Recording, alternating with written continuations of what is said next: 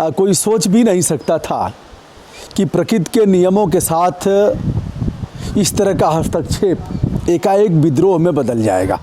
प्रकृति ने विद्रोह करना शुरू कर दिया है।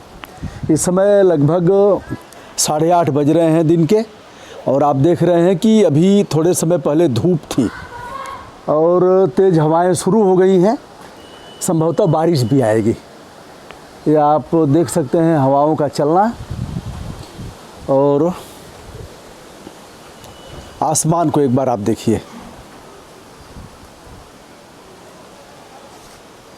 आसमान में काले काले बादल घिर गए हैं। संभवतः फिर तेज़ आंधी और बारिश होगी। जब हवा नहीं चलती है तो ओले भी पड़ते हैं। कई बार ओले पड़ चुके हैं। इस बार किसानों की कमर टूट गई, कुछ बचा ही नहीं किसानों के पास। आपको बताते चले, देखिए नीम में फूल लगे हैं, और यह अमरूद में फूल लगे थे, अब फल भी लग रहे हैं। इन फलों को भी, छोटे छोटे फलों को दिखा देता हूँ।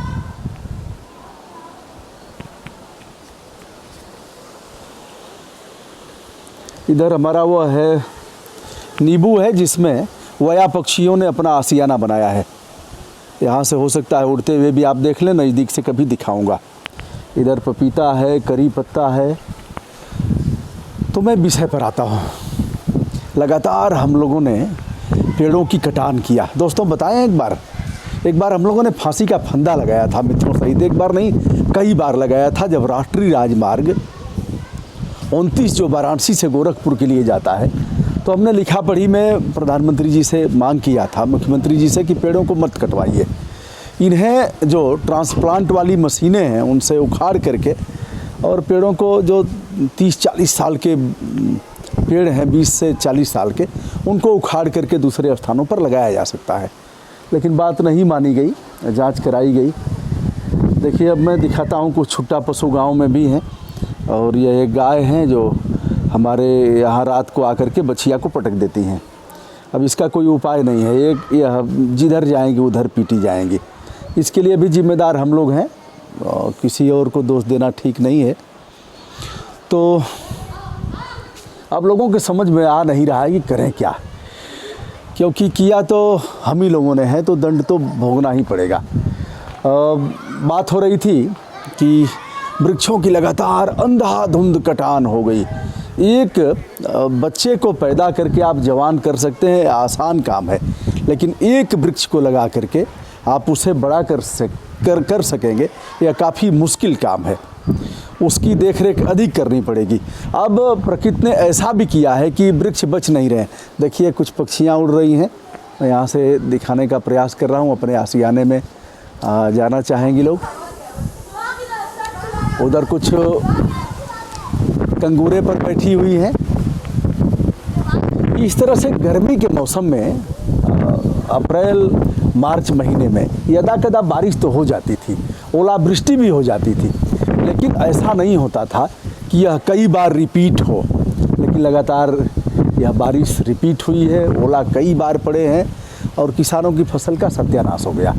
अब मजदूर, जो प्रवासी मजदूर थे, वह घर आएंगे, उनके लिए काम चाहिए। काम है नहीं गाँव में। मनरेगा के जो काम है वह 25% भी ज़मीन पर नहीं होते। इसे सभी भी, अधिकारी भी जानते हैं, शासन भी जानता है। और ऐसे मजदूर हैं मनरेगा के जो कुदाल फावड़ा उठा नहीं सकते, उनको भी मनरेगा का पैसा मिलता है। प्रधान जी बांट लेंगे, उसमें सेक्रेटरी लेंगे। एक बड़ी कमाई है। यदि जांच कराया जाए तो अधिकांश सेक्रेटरी आपको करोड़पति मिलेंगे, करोड़पति।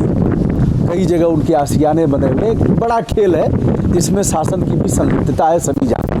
अगर आप कहीं शिकायत करेंगे तो शिकायत का भी कोई असर नहीं पड़ेगा, क्योंकि डीएम जानता है, सीडीओ सबको पता है कि होगा कैसे। अब देखिए आंधी कुछ बढ़ रही है।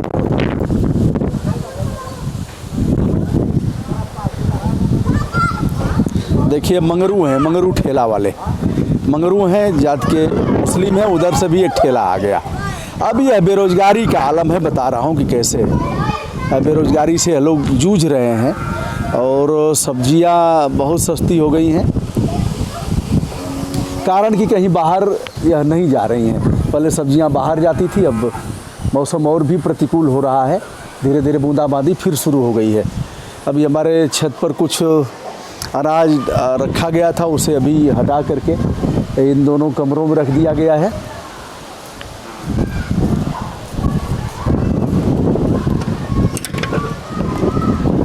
देखिए ये सब गेहूँ पिसाई के लिए रखा गया था, तो इसे हटा दिया गया है।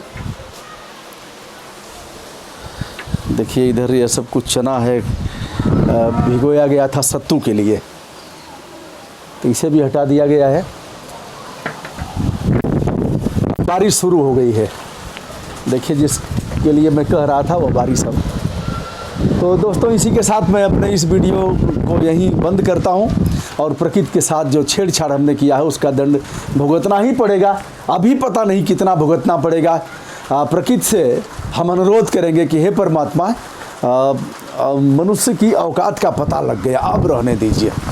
विनम्र भाव से ब्रजभूषण दुबे का सादर नमस्कार।